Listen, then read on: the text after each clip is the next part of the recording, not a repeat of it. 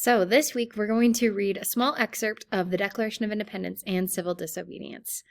And it's really cool when you think about it. So Declaration was written in 1776, and then there's Civil Disobedience, which was 1824, and then there's Letter from Birmingham Jail, which was in 1963. So we have 300 years there, so 1700s, 1800s, and 1900s, all talking about democracy and the right ways to like rebel and stand up for what's right.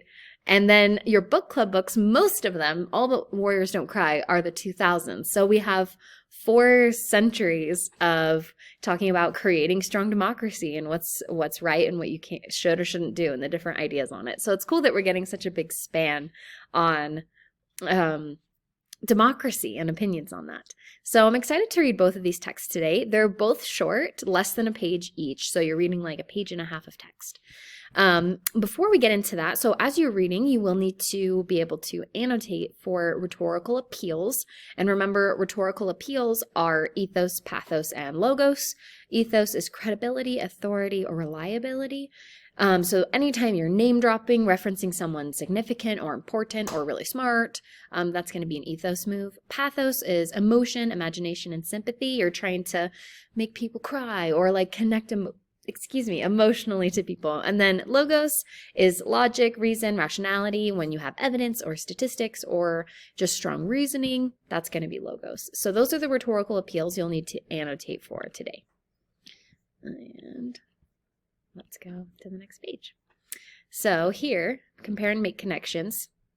Our goal is to not only be able to annotate for rhetorical appeals, but we're going to make connections between the texts across what we've read and apply that to modern democracy as well. So go ahead and open up the Google Doc here. If you are in my in-person class, there are 2 links. You'll need to open both of the links. And we'll be here. Let's refresh it.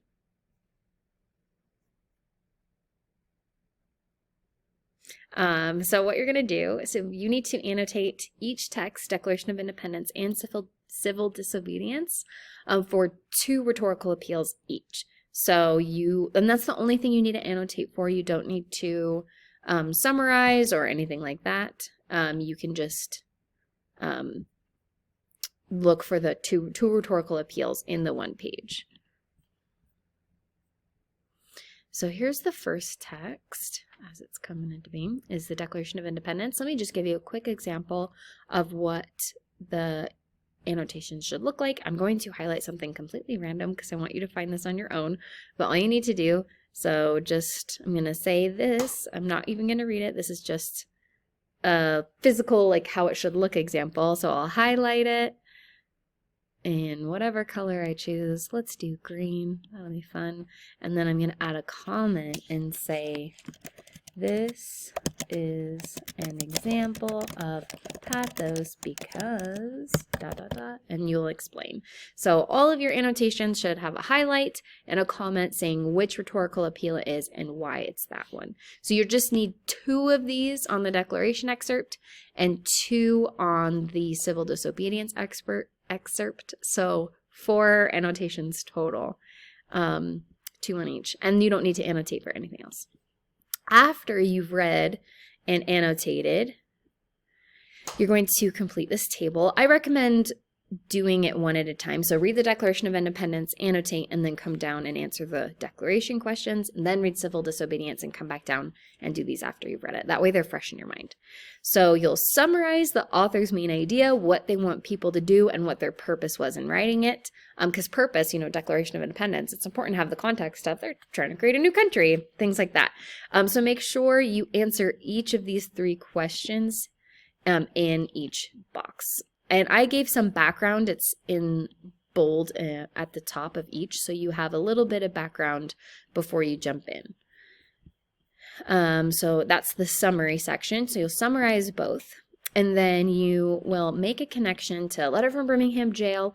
You can connect Declaration and Civil Disobedience to each other. That's what I mean by the other text for this lesson. So you can connect them to each other, or your book club book. Anywhere you want to make a connection, to a text, make that connection. Do they address similar topics, or do they have similar calls to action or opinions? Do they talk about similar, do they, just the way they talk about things, is it similar? Do they reference each other? Because some of these actually reference each other. Anything you notice that's similar or a connection. And then the last thing is you write a new insight on your role in democracy. So what's like something new you learned about what you should do living in a democracy today? What can you apply to your life? One for each, okay? Just one text connection for each, and one new application for each for modern democracy, okay? So that is the assignment. It shouldn't be too bad. As you can see, each text is quite short. And if you are struggling, because while they are short, even with this little background excerpt, they can be challenging.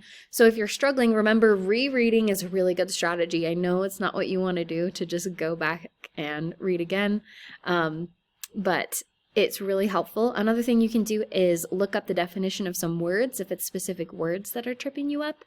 And of course, you can also look up, the Wikipedia page for civil disobedience. Be like, well, what's it about? If you don't understand the actual text, Google it. I'm okay with that. That's a strategy for understanding old, difficult text. And of course, you can email me if you have any questions or concerns. So that is the assignment. After you've done that, you're going to, click next, and there is a debate we're going to have about which text between Letter from Birmingham Jail, Civil Disobedience, and the Declaration of Independence, which one is the most relevant and important for strengthening a democracy and keeping it strong in today's world. So that's what you're going to argue. So make sure you read carefully and maybe refresh Letter from Birmingham Jail so that you can make a strong argument in one paragraph, 4 to 5 sentences, using specific evidence and reasoning to support your view. Okay, so I'm excited to see what you guys think of the text, and please let me know if you have any questions.